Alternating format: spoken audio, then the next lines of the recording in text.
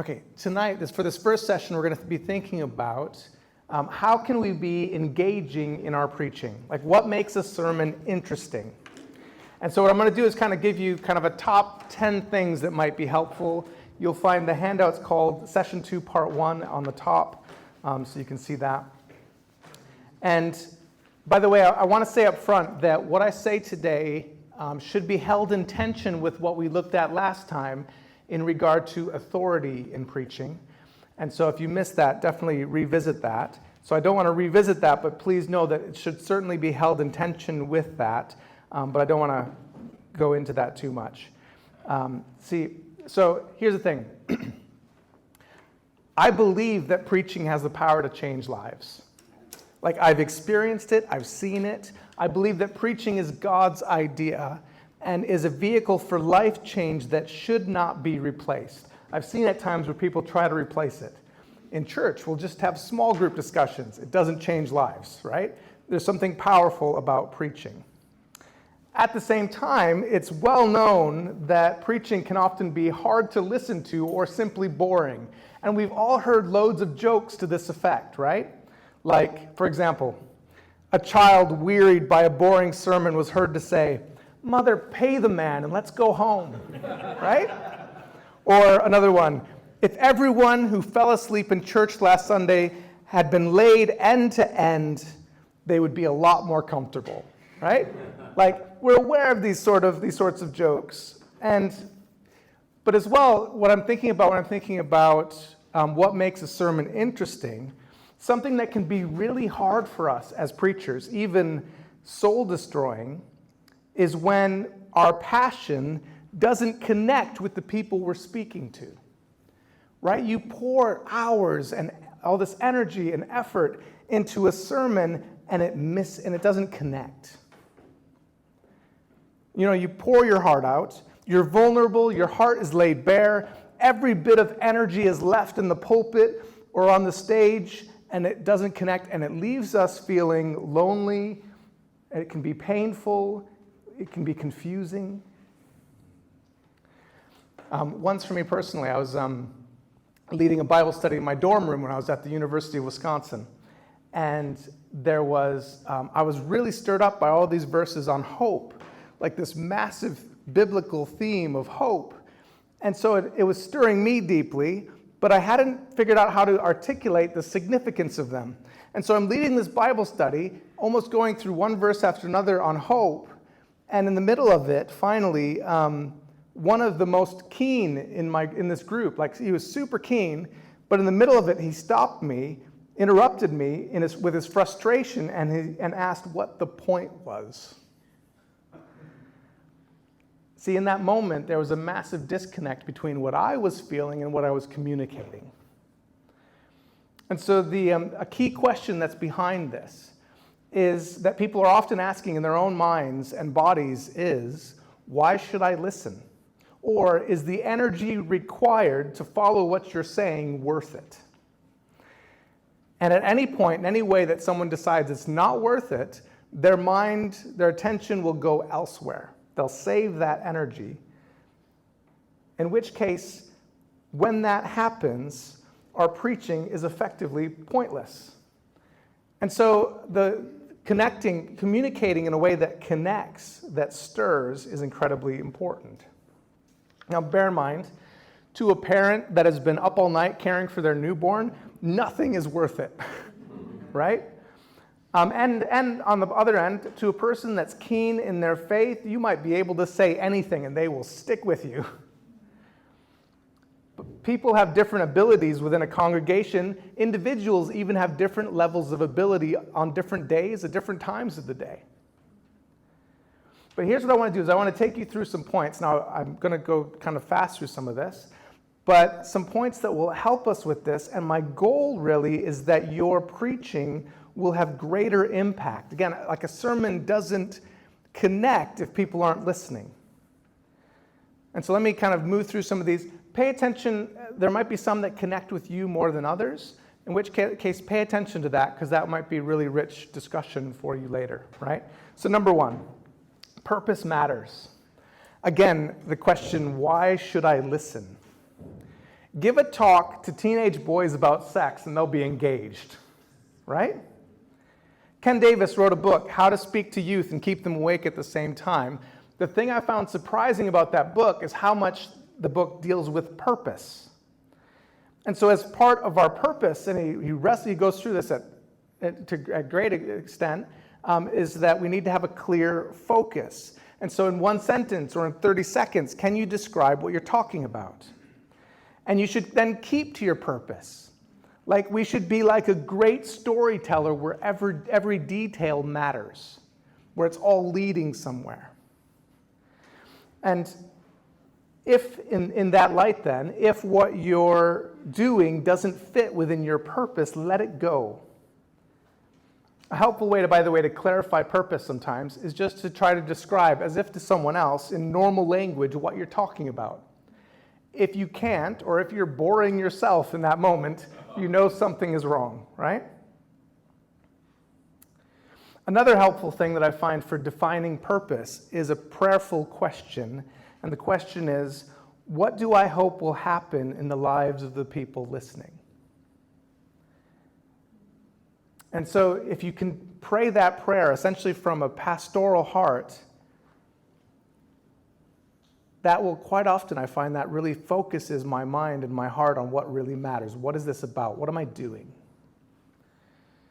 And then often as well, I think it's important to tell people what your purpose is. Sometimes we want them to discover it. That can be helpful, but often it's good just with a pastoral heart to say, do you know what? I really hope this is going to change your life. Kind of an interesting, fun little bit. 3 men were working on a construction site. Each one had a shovel. You might have heard this before. Each one had a shovel in which he was digging in the ground. The first seemed listless and tired. Someone asked him, "What are you doing?" He replied, "I'm digging a hole." The second seemed happier. Someone asked him as well, "What are you doing?" He answered, "We're laying a foundation for a big wall." The third was digging away. He worked tirelessly and defying exhaustion, was full of joy and strength of mind. Again, the question, "What are you doing?" He answered, "We're building a cathedral." You see, clear and meaningful purpose transforms not only the act of preaching for you, but also for the act of preaching for those listening. Okay? So first, purpose matters.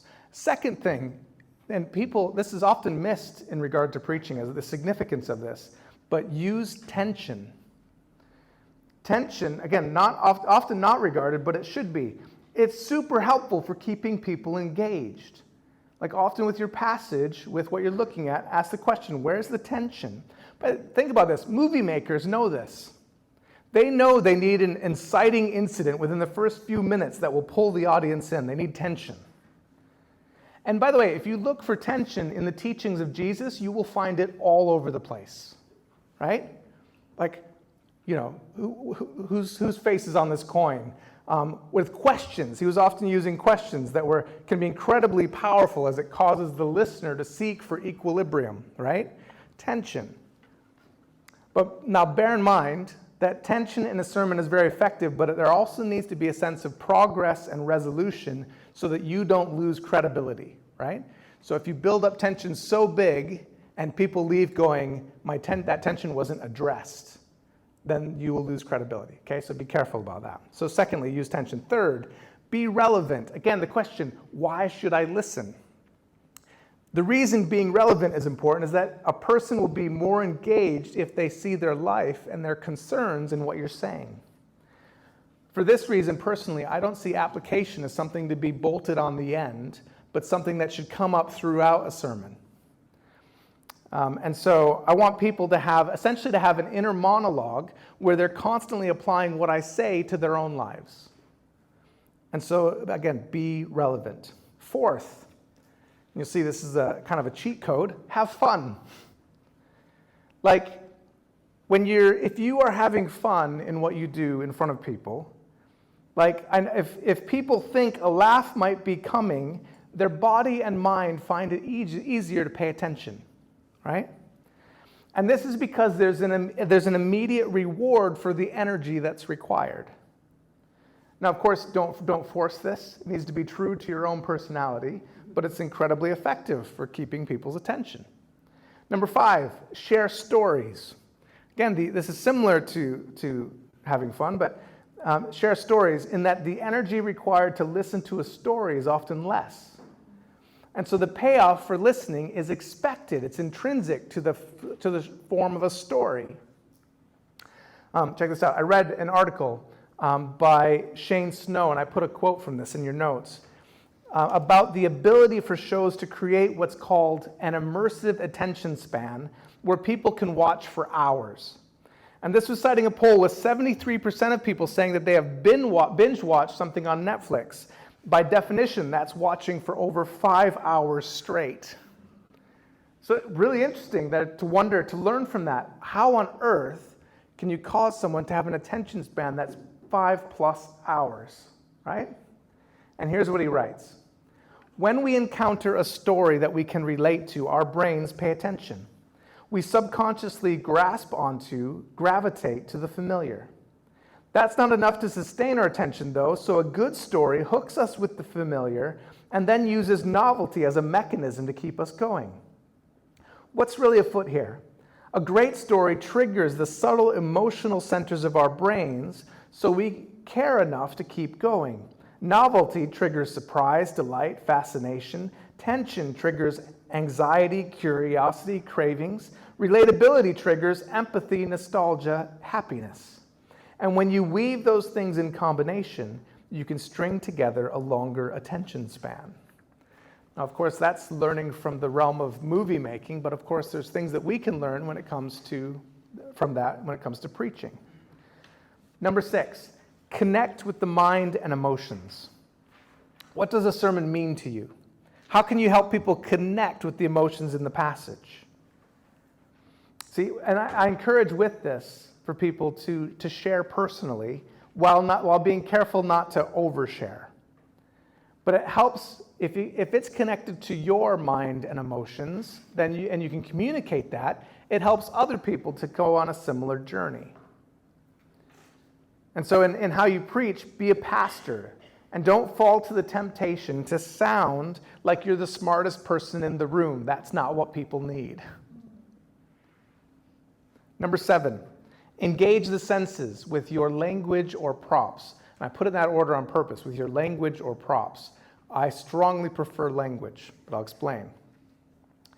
Now, many of you will have heard that there's various learning styles, right? We're very familiar with this. Supposedly, if you do a poll of what they think about learning styles, 97% of people will be familiar with the learning styles of visual and auditory and reading or writing and doing, right? A lot of us are familiar with this. What's interesting about this is it's turned out that model has been debunked repeatedly for decades now.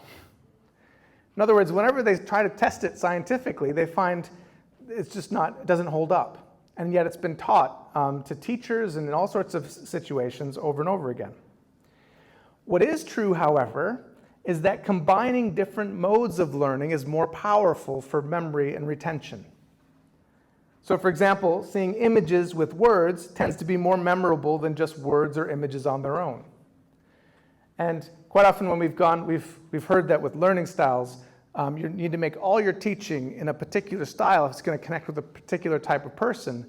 The way this has been debunked is to show that actually, if you want to learn there are certain types of learning that require those different learning styles for everyone.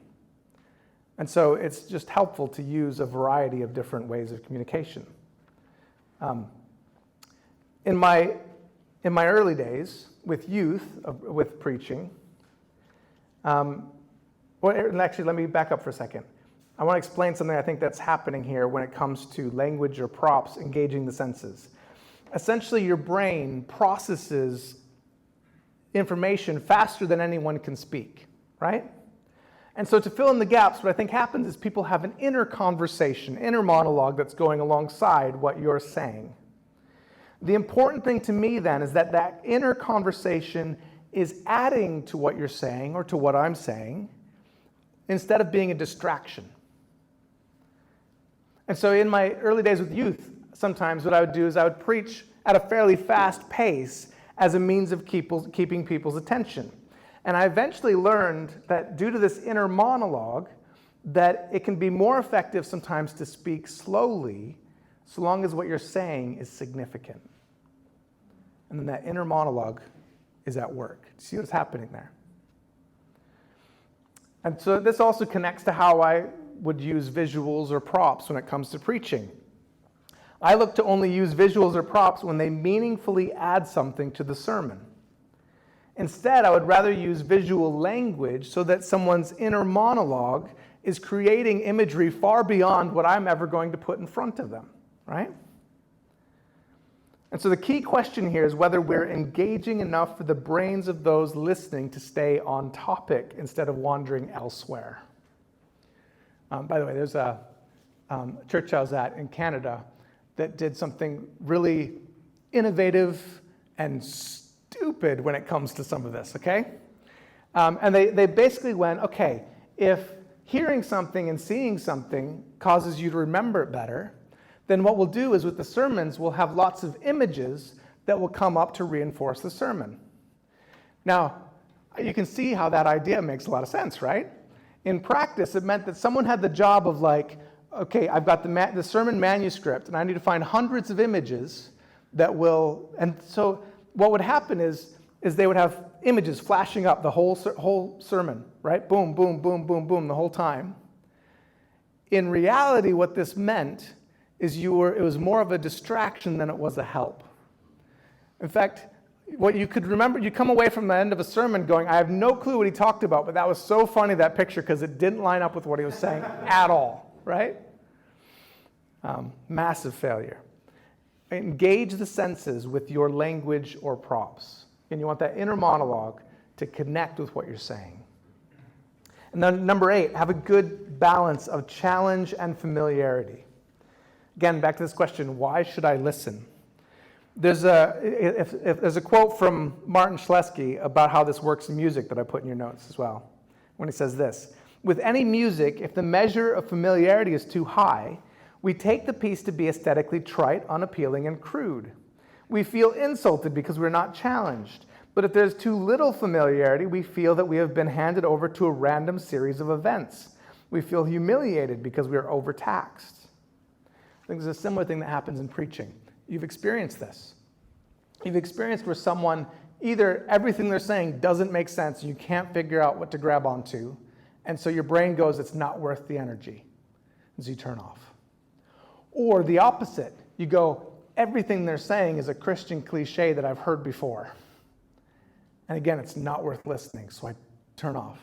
And you need enough with what you're communicating, you need enough familiarity that people are growing in in their understanding, but also with what Martin Schlesky calls novelty. And so, essentially, we build on previous knowledge. We teach ancient truths, but ideally in a way that cause people to see them again as if for the first time. And then number 9, be memorable. Set up what I would call, or what Howard Hendricks used to call in his teaching, teachable moments. Like if you were to think of sermons that you can remember, there's probably what I would call teachable moments within them that really stuck with you. Or you could also think of some of the worst examples of sermons that you've heard in this way. And then finally, number 10, develop your communication skills. Does your voice, for example, this is just easier to listen to, does your voice have the musical quality that it would when telling a story to a group of friends? You've naturally learned growing up how to relate to a group of friends things in a way that's interesting. And what often happens is we're interesting when we're with our friends, and then we get up in front of a group of people and it all goes. And that's something we need to be able to work on. We need to develop our communication skills, again, so that we can be engaging. Now, as I say, that's a lot that I've just given you guys. And so maybe right now, as we have a gap before our next talk, you can talk with people on your table or a table nearby. But I wonder, when you look through those points, is there a point that stands out to you, or that you would really underline for yourself, or that you think is really important? What stands out to you and why? Or as well, when have you seen really good examples or even bad examples that connect with what I've talked about here. And so process this with some other people. I hope that in these process times, there's wisdom that comes out in groups that's far beyond what gets said from the front. See what I mean? And so I hope that you can, in your discussions, that things can go deep. So go for it.